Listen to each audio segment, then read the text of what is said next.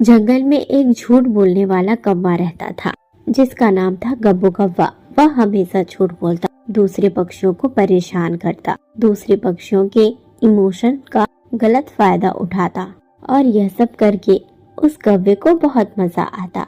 तो कहानी शुरू होती है। गब्बू कौवा खेत में है और अचानक ही गब्बू कौवा चिल्लाना शुरू कर देता है, बचाओ बचाओ बचाओ बचाओ, चील ने मुझ पर हमला किया, बचाओ मुझे, बचाओ बचाओ, कोई है यहाँ, कोई है मेरे आसपास, बचाओ मुझे, बचाओ मुझे, बचाओ मुझे।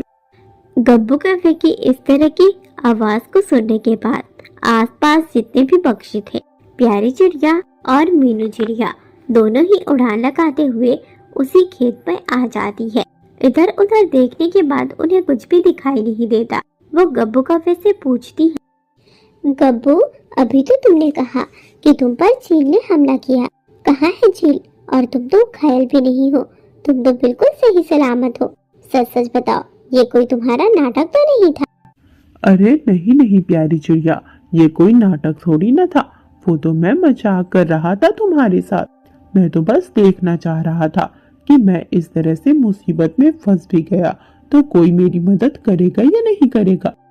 गब्बू, ये तो क्या नाटक लगा रखा है? तेरा तो हर रोज का ऐसा ही है।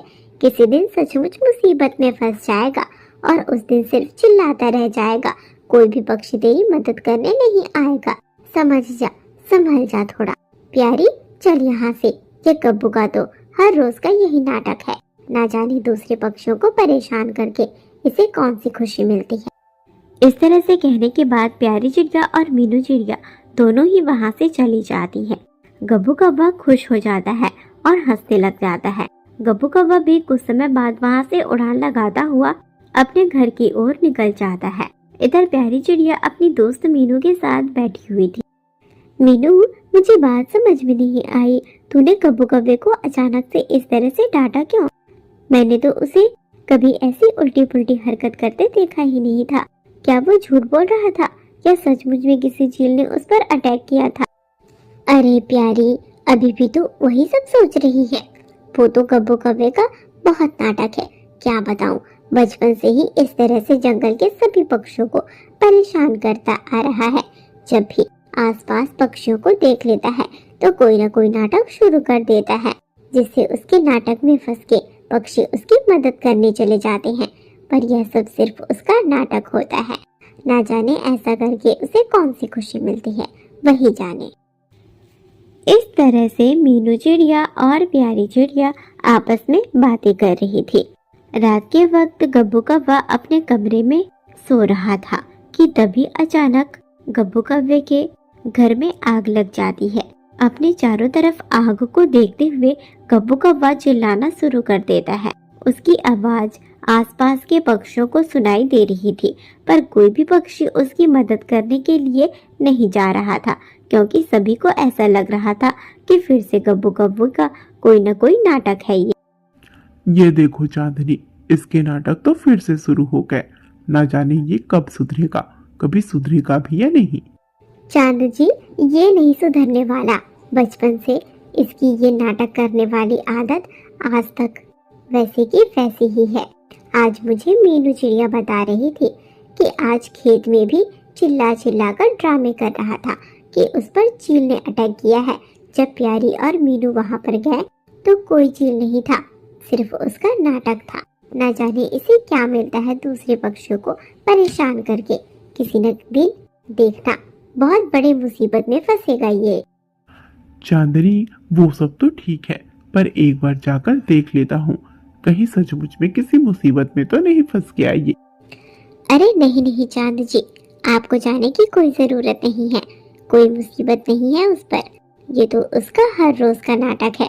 आप तो इस जंगल के हो, आप तो बहुत अच्छी तरह से जानते हो गब्बू कौवे को, फिर भी जाने की बात कर रहे हो। चलो चुपचाप सो जाओ। इस तरह से चांदनी तोती कहती है और दोनों पति पत्नी सो जाते हैं। वहीं दूसरी तरफ गब्बू कौवे के कमरे में सचमुच में आग लग गई थी और वह खुद को बचाने के लिए बार बार चिल्लाया जा रहा था। चांद तोता और चांदनी तोती तो गहरे नींद में सो जाते हैं, जिसके बाद उन्हें कब्बू कव्वे के चिल्लाने की कोई खबर ही नहीं मिलती। कब्बू कव्वे के और नजदीक में ही प्यारी चिड़िया का घर था। प्यारी चिड़िया गब्बू की मदद करने जाना तो चाहती थी, पर वह सुबह वाले हादसे को याद कर लेती है, जिसके बाद उसे मीनू चिड़िया की भी बातें याद आ जाती हैं। ये तो उस कब्बू कव्वे की आवाज है। सच कहती है मीनू, ये तो बहुत नौटंकीबाज निकला। सुबह के वक्त नाटक करके हमें फंसाया और अब क्या रात के वक्त इस तरह से चिल्ला रहा है। ना जाने इसे क्या मिलता होगा। इसीलिए मीनू कहती है कि इसकी बातों पर ध्यान नहीं देना चाहिए। अगर ये मेरे परिवार का कोई सदस्य होता या मेरे जंगल का होता तो मैं तो इसे उठाकर पटक देती, इसके हर रोज के नाटक न सहती। पर अब मैं अपनी दोस्त मीनू के इस जंगल में घूमने आई हूँ, किसी भी पक्षी के बारे में बुरा तो नहीं बोलूंगी। इस तरह से प्यारी चिड़िया कह रही थी। इधर कौवा इधर उधर खुद को बचाने की कोशिश कर रहा था। कौवे की आवाज रुक ही नहीं रही थी, जिससे कि प्यारी चिड़िया को ऐसा लगने लग जाता है कि कहीं सचमुच में गब्बू कौवा किसी मुसीबत में तो नहीं, जिसकी वजह से प्यारी चिड़िया अपनी दोस्त मीनू के पास जाती है। मीनू सो रही थी। प्यारी चिड़िया ने उसे जगा दिया। मीनू, गब्बू कौवा कब से चिल्लाया जा रहा है मदद के लिए, रुक ही नहीं रहा, कहीं किसी मुसीबत में तो नहीं है।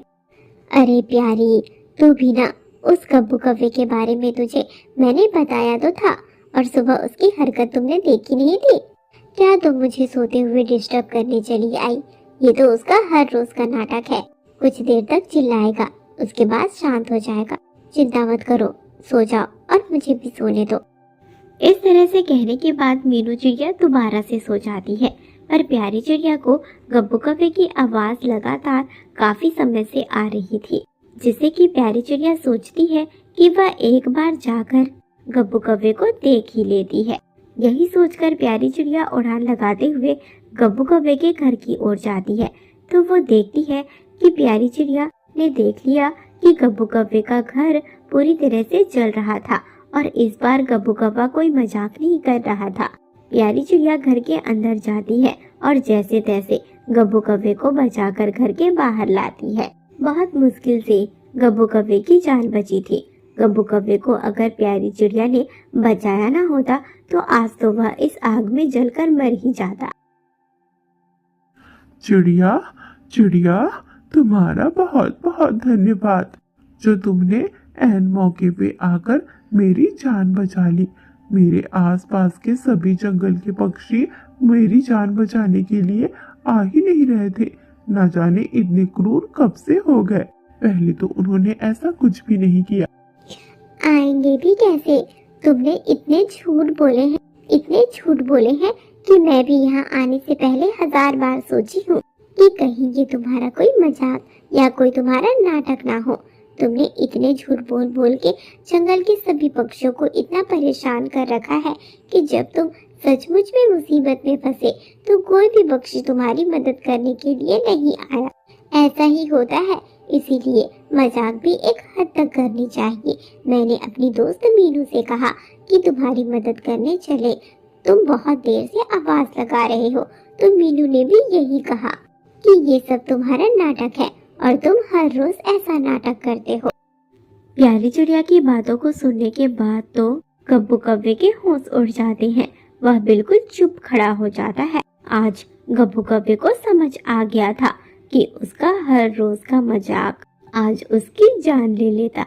हर रोज झूठ बोल बोल कर दूसरे पक्षियों का मजाक बनाया करता था, बिना मतलब में परेशान किया करता था, और आज जब सचमुच में मुसीबत में फंसा तो कोई भी पक्षी उसकी जान बचाने के लिए नहीं आया।